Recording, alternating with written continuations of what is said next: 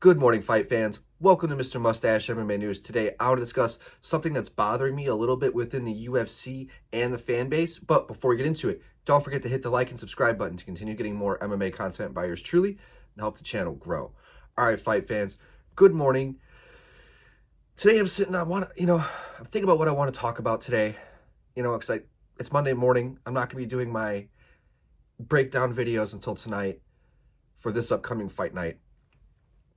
But something that's really been bothering me a little bit, it's like a double-edged sword, right?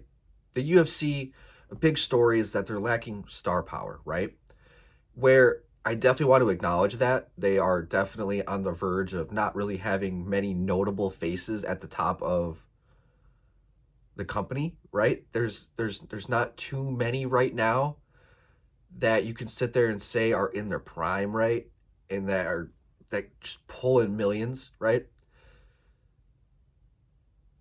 And on the other end of the spectrum, you have been seeing great cards. Last Saturday's event, Burns and Morales was a phenomenal card. The way they stacked it was very good. Even with the co-main event being called off, I thought it was a great event. You had Costa and Arosa, who put on a great fight.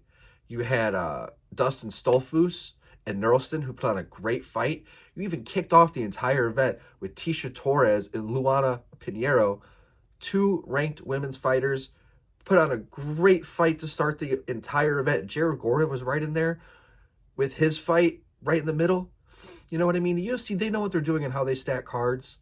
But yes, we are lacking stars. But at the same time, right, as fans, I think that we need to appreciate the sport a little more and actually dig a little bit deeper into some of the athletes that are within the sport.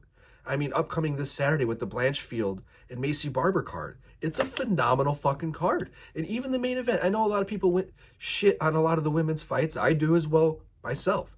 I think that the talent pool of the women's MMA just hasn't reached the levels yet of men's MMA. They're still like in their infancy. They're like still in like almost like their Chuck Liddell days. They're just not, they haven't evolved enough yet to where you have that many world-class women's fighters, especially fight as such.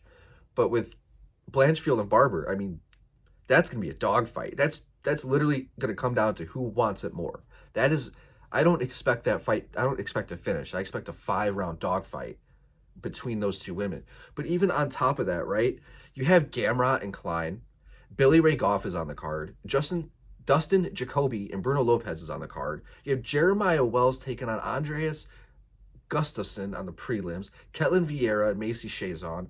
Oban Elliott's making another fight here against Ramiz Brahimajov. I can't speak this morning. It's early.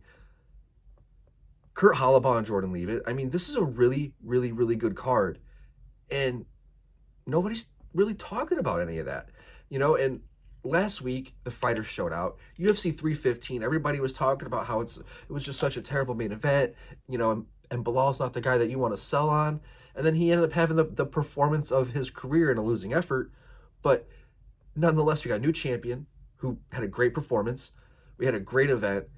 And at the same time, I think us as fans, I think we need to invest a little bit more in the product because I think we are getting a good product. It's just, I think it's also on the fighters to go out there and make a statement. At the same time, it's a double-edged sword. We're not really appreciating what's out there.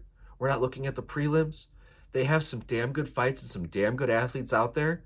And I think that even though there's not a number one guy out there, there's depth.